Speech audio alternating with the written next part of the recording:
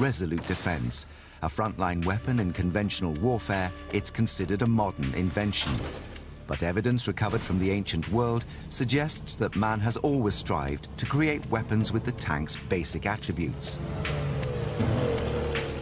While the tank was invented in the 20th century, the ideas behind the tank, mobility, protection, and firepower, go back to the beginnings of organized warfare. In India, in the 17th century, a weapons system that combined firepower with mobility caused havoc on the field of battle. The elephant, weighing 5 tons and capable of moving over rough terrain at 20 miles per hour, was conscripted for active service. It was mounted with a platform carrying heavy cannon, fired by specialist gunners. The ancients understood what a tank was long before they had the ability to make anything that we would recognize as a tank.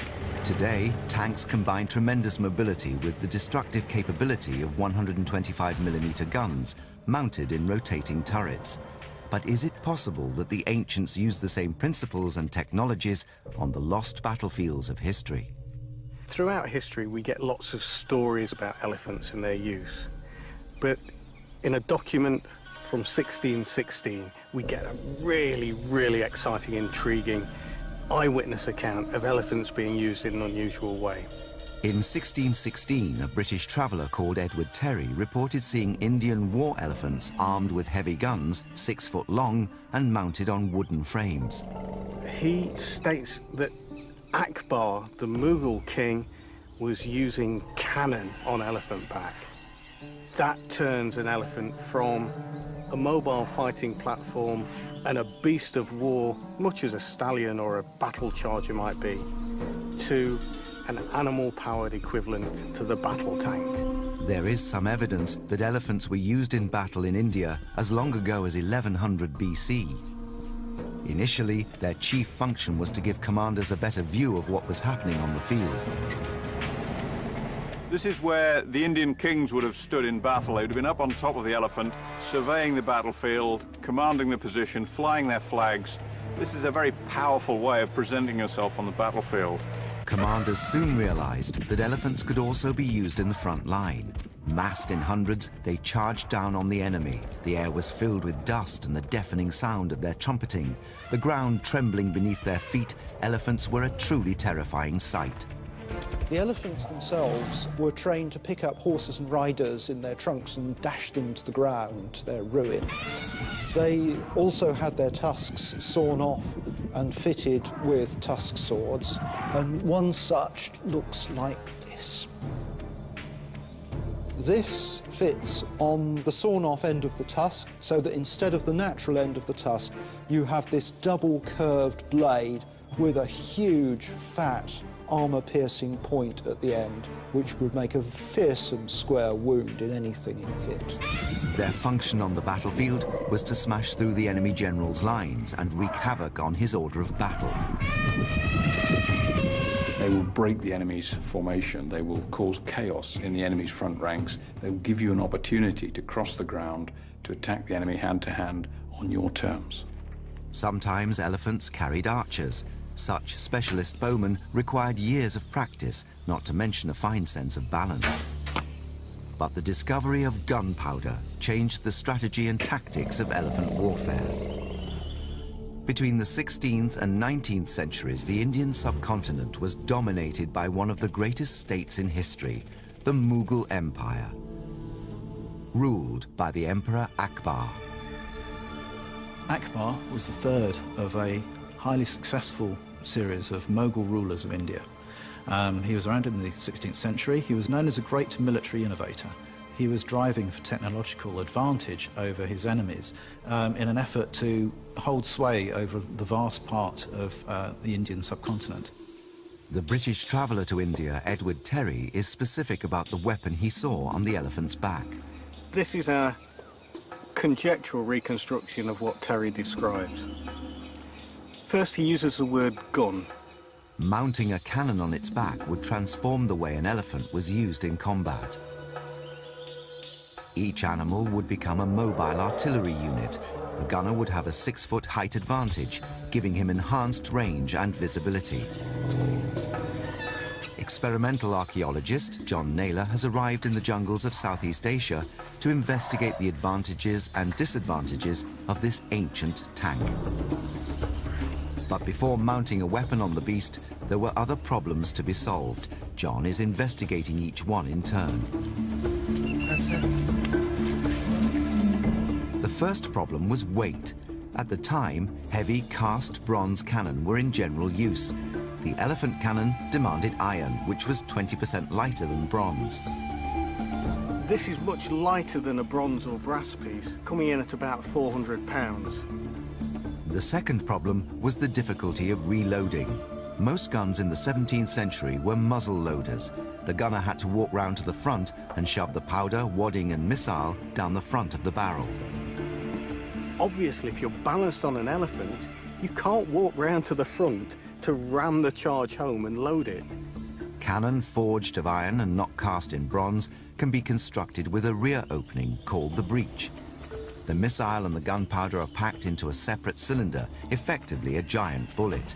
This is slotted into the breech, which means you can load the cannon from the back rather than the front. The final problem to be solved before mounting the gun is to work out how to aim it. Elephants can't turn on a sixpence, so to be effective, the gunner would have to aim the gun without changing the direction of the elephant, exactly like the revolving turret on a modern tank. The key to how you aim these is in the swivel and the pintle.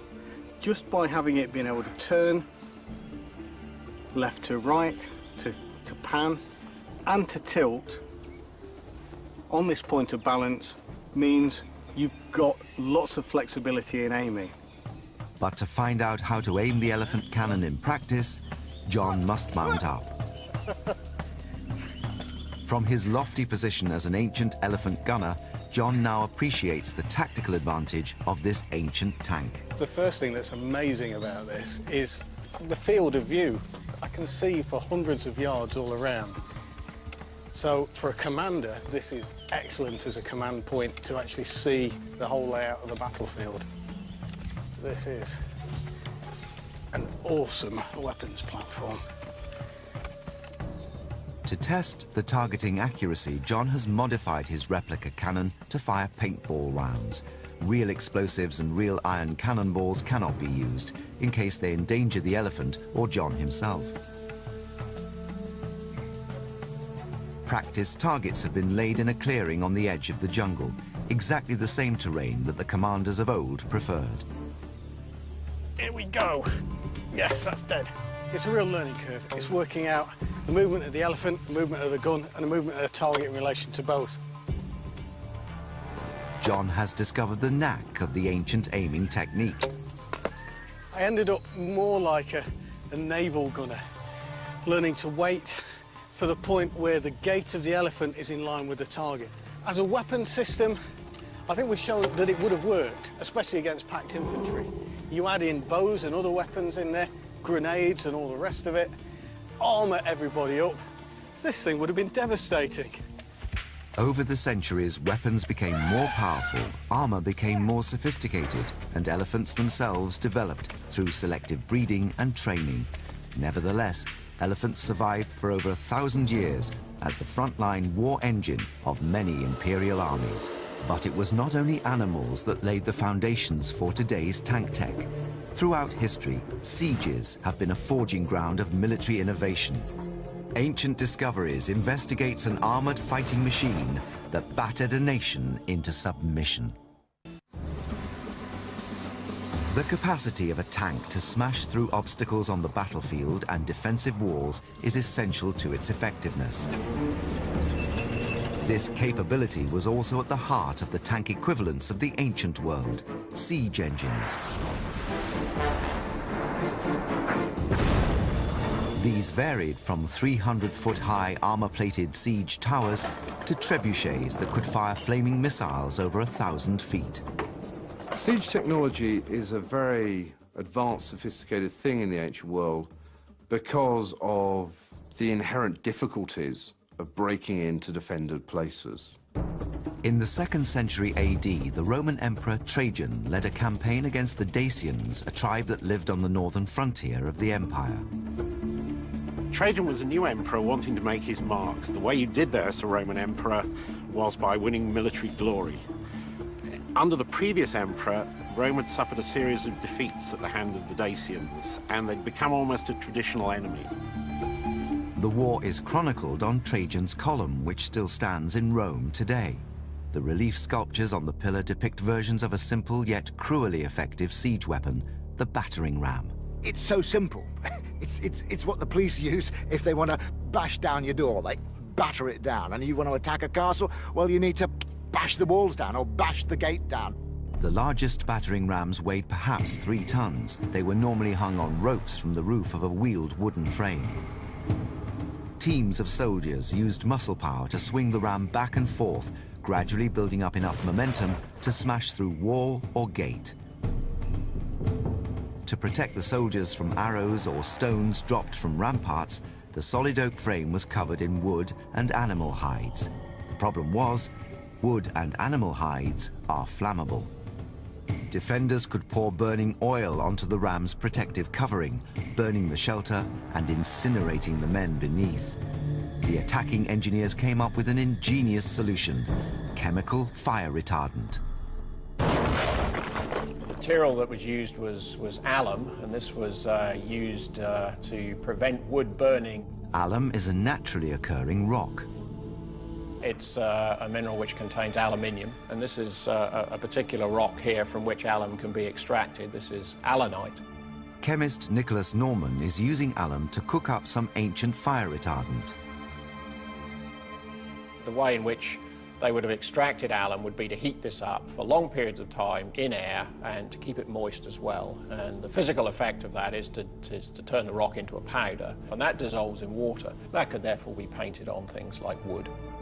Alum works by cooling the fire chemically. A reaction takes place which actually takes heat in, an endothermic process. And the effect of that is to take the heat out of the fire, in a similar way to water does. Ancient model maker Richard Windley has been reading the texts. He wants to know whether or not alum really works. What we want to try and do is to do an experiment using alum, and we're going to soak hessian or canvas in an alum solution, and then once that's dry, what we're going to try and do is to set fire to a piece of the untreated material and the treated material and see what the differences are. The canvas on the left is treated with the alum fire retardant. That on the right is untreated. Using a replica historic flamethrower, Richard puts the chemical to the test. Hopefully we'll be able to see that the alum-soaked canvas is fire retardant, if not fireproof, and we expect the other canvas to char and burn. Richard's flamethrower uses a combination of sulfur and charcoal to produce flames heated to 1,000 degrees.